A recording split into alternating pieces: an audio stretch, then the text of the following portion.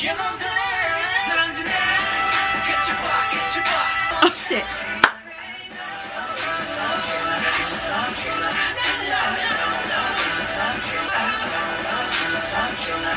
Oh, I'm sorry, did I make you anxious?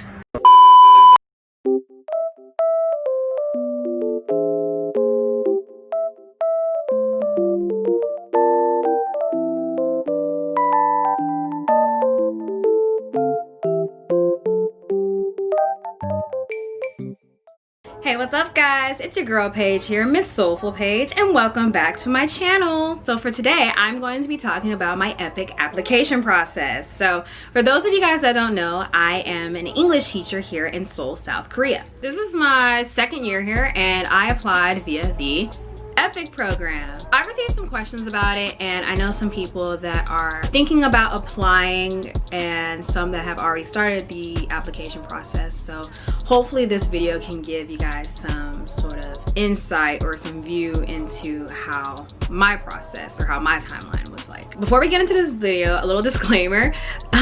This is my personal experience. This is my personal timeline. Others that have applied via the EPIK program may have different experiences and their timelines may definitely vary differently from my own. So please take it as such and just recognize how my timeline as well as other people's timeline, even though they are very different, they are also very valid. With all that being said, let's get right on into the video.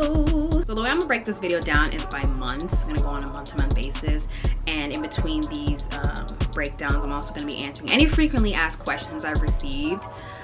However, I am not gonna go too into specifics because that would just make for a very, very long video. So I went ahead and wrote down everything of my timeline here in my notebook. I had to go back through old emails to sort of figure out when I was communicating with my recruiter and when things were getting sent out and when things were being received.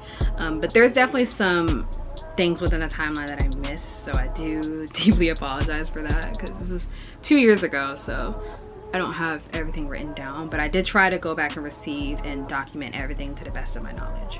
Alrighty, so let's go all the way back 2 years to May 2018. At this time, I was still currently taking classes in my last year at university. This is when I had decided that I wanted to go ahead and go through with the EPIK program. So first things first for me is that I took the TEFL class. The TEFL stands for Teaching English as a Foreign Language. So you need that TEFL certificate to be able to become a teacher within EPIK. And so I went ahead and took the class in person at my university in May. To get your TEFL certificate, if you do not have access to an in-person class anywhere near you, you can also take it online. So that's a good option for you as well. From the ends of May up until the beginning of June, my only focus was just finishing up my TEFL class as well as finishing up my spring semester of senior year.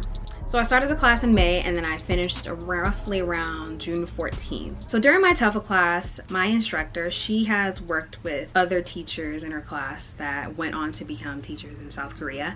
And so she had contact with a recruiter. So a recruiter is essentially a facilitator to help get through the process of becoming a teacher a lot more smoother. So they are kind of like that middleman in a way. My teacher, as previously said, she was in contact with a recruiter from her past students. So during the class, she got me in contact with Korean Horizons. So Korean Horizons was the recruiter that I used to go through the EPIK process.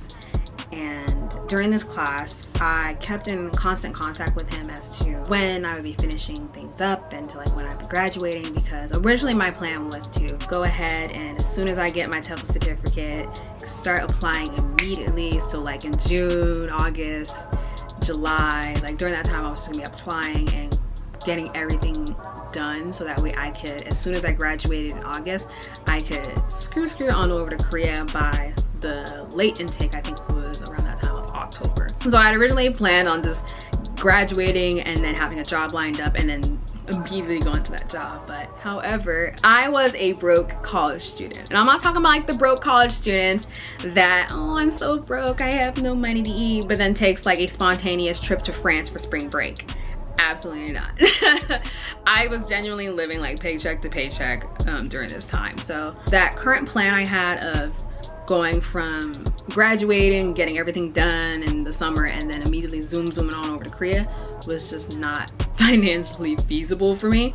So even though I was in contact with him at that time, we ended up pushing back getting the application started up until I had already graduated from university. So now let's zoom on over to June. So my class ended within the second week of June. The rest of June all the way through the summer, July, early August. During this time, I was also taking summer classes because I needed an extra credit before I could graduate. So I was taking summer classes and working. So at this time, again, only really focusing on finishing up my last year of university, finishing up my degree, and starting to save up some monies for the application process, because I'm gonna let you guys know right now, it's not cheap.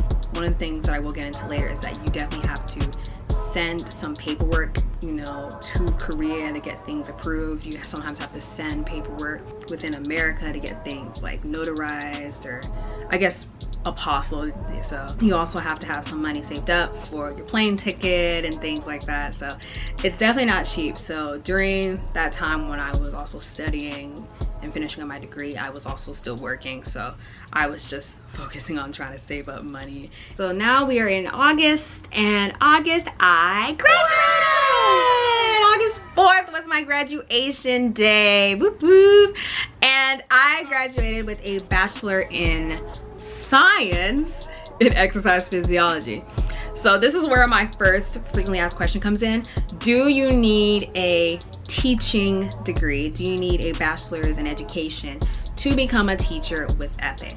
And the answer, as you can see from me being here in Korea, the answer is no. You don't need a bachelor's in education to become a teacher via epik.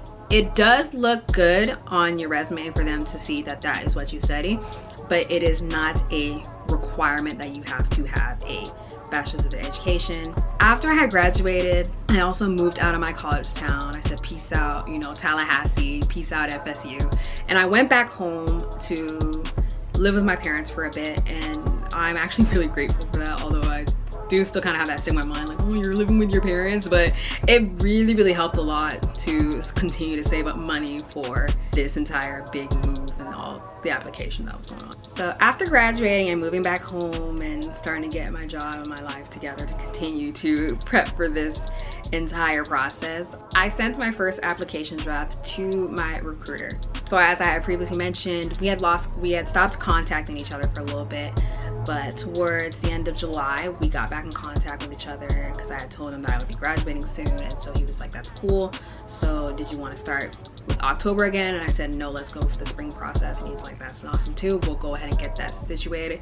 But in the meantime, please send me your application and we'll start getting some stuff squared away. I say my first draft of my application because I didn't realize there were some things that I completely forgot to put in it, or I was just very confused about. So I kind of just left that as the first draft to really ask my recruiter questions because I was just very confused. You're gonna see that throughout this process, I was the definition of a hot mess. It is what it is. After sending in my application to my recruiter, I started getting in contact with my people that I had asked for a letter of recommendation. I started asking 2 people that I've worked with very closely in university and my job about sending me a letter of recommendations. On September 11th, I picked up my first letter of recommendation, and then a week or 2 later, I think on September 24th, I had sent my full final draft back to my recruiter to send to epik. Because after that first draft, he answered my questions, and then he was just like, now you really need to like send me like the legit stuff, Paige, like come on now. And I'm like, oh my god, I'm sorry.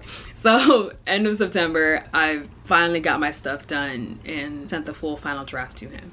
I'm a procrastinator, and after I sent my final draft to him in September, you're going to continue to see throughout this process that 1, I am a hot mess, and 2, I am a master procrastinator. It's very dangerous. And you're gonna see why as I continue through this timeline. After I sent my application at the end of September, this became my first waiting period. Just waiting to hear back. because after you send your application in the first time, that's when they have to review it and then decide if they want to offer you an interview. Luckily for me, 1 month later, October 25th, I was offered an interview and my application was said to have been accepted. The interview that I was offered was in November. So from October to early November, again, just working, prepping, just trying to figure out what are they gonna ask me, what are they not gonna ask me, and just researching with like other old Epik teachers on YouTube and forums and stuff, just trying to get an idea of like what kind of questions they would ask me. And then lo and behold, November comes, and on November 2nd was my interview. My interview was like, my interview actually wasn't that late for me. I would say it was around 11 p.m. Central Standard Time. So it wasn't too bad, and I think it lasted around maybe 20-30 minutes. And then a few days later, on November 7th, your girl found out. She passed her interview, and I was offered a position with Epik. And from then on, my recruiter was like, now this is the time we really gotta get down and dirty with your paperwork. Once you get that, you've been offered a position with Epik, this is really when you have to start rearing up to get all the paperwork needed together and sent in. Some people are smarter than me and they start preparing everything else before then. Me, I just wanted to make sure that I got that position before I went balls to the wall with getting everything done. So the list of documents that you need include as follows. First, you need your passport and a professional photo and a apostilled CRC. So that is your background check, so a criminal background check. You need that apostilled. An apostilled diploma. Copy of your sealed transcripts. 2 original letters of recommendation. Proof of your level 2 status. So that's proof that you are qualified for that level 2 pay grade. And usually what you need for that level 2 pay grade is your bachelor's degree and proof of you passing that TOEFL class. You really need that TOEFL class, that TOEFL certificate, to prove that you're a level 2. If you don't have it, usually that means you're gonna drop down to level 3. Next thing, any additional documents that is required at the time. So your recruiter or Epik themselves will let you know if there's any additional things they want from you. And that's pretty much all the list of paperwork that you are gonna need when you go to Korea. In my notes, I pretty much talk about everything, all the paperwork that I had and when I received them, except for my transcripts and my TOEFL when I showed them or sent out my TOEFL. But I pretty much had to get a certificate saying like I passed the class and how many hours it was, and I sent it, and then I had to request like my official transcripts from my school. I also will be posting the Epik website link down below, so that way you guys can also check out the list of required things. And like I said, this video is not going to go in depth into every single thing about each document that you need to send out on the website, where it literally breaks it down to whether or not you need a color copy, or how to get an apostle, or how to really get everything ready to be sent. So definitely check that down in the link below. So the first piece of paperwork that I got ready after I got my first letter of recommendation back in like September was my diploma. So I received my diploma November 13th, and the first thing I had to do was send it out for a notary, because for your degree you have to kind of get it notarized and get an apostle for it to make sure it's a legit diploma. So the same day I received my diploma, we sent that out to get it notarized. And that is all I did in the month of November.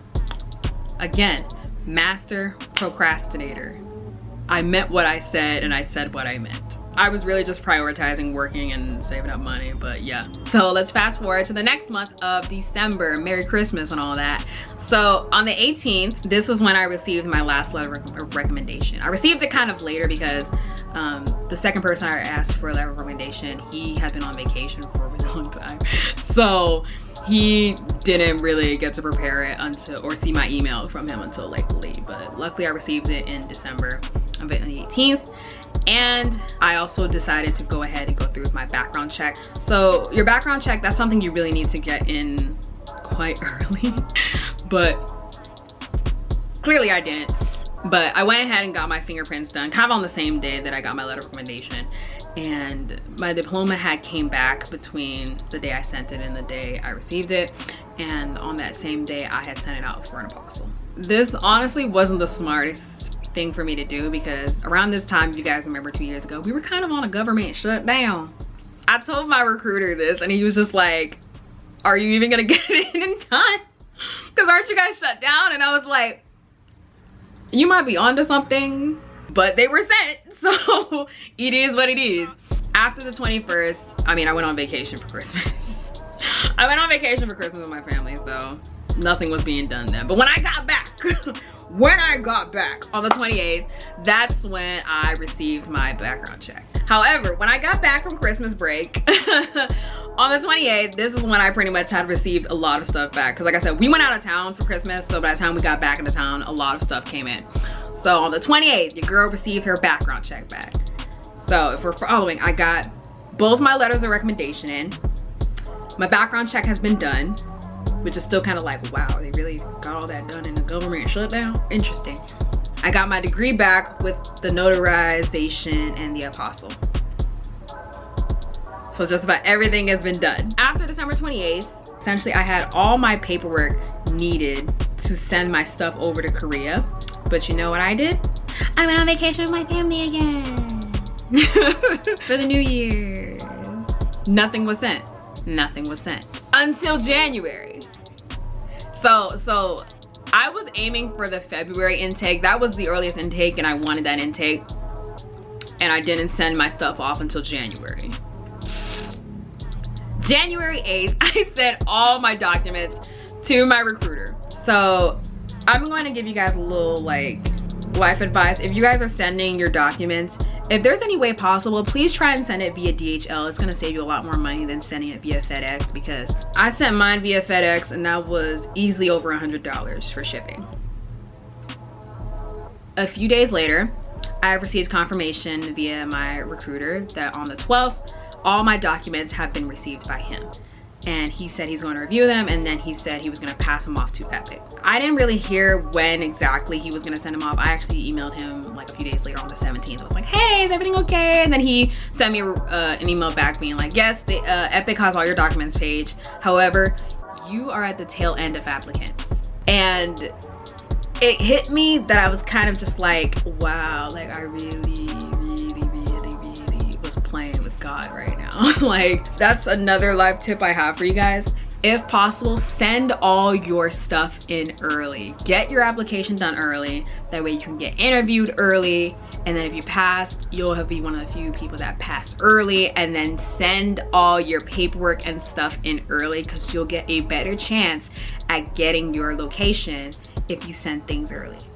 That's not always the case, but you have a better chance. So everything's been sent to Epik. Again, just sitting here waiting, biting my nails. At this time, I'm really just, my confidence in me getting the location that I wanted has dropped immensely. I was one of the people that had dreams of getting placed in Seoul. I was one of those people who was like, I want Seoul. Like, if I don't get Seoul, you know, I'm gonna be very sad or whatever. And after my recruiter gave me the harsh reality of the fact that I'm one of the last people, and if I even get a February intake, I'm going to not get Seoul whatsoever, because that's one of the places that everyone wants to get. So my confidence was low, and you know, I've just reached that point where I just want to get accepted. But then, plot twist. On January 24th, I got the email that I have been accepted and my placement was in Seoul.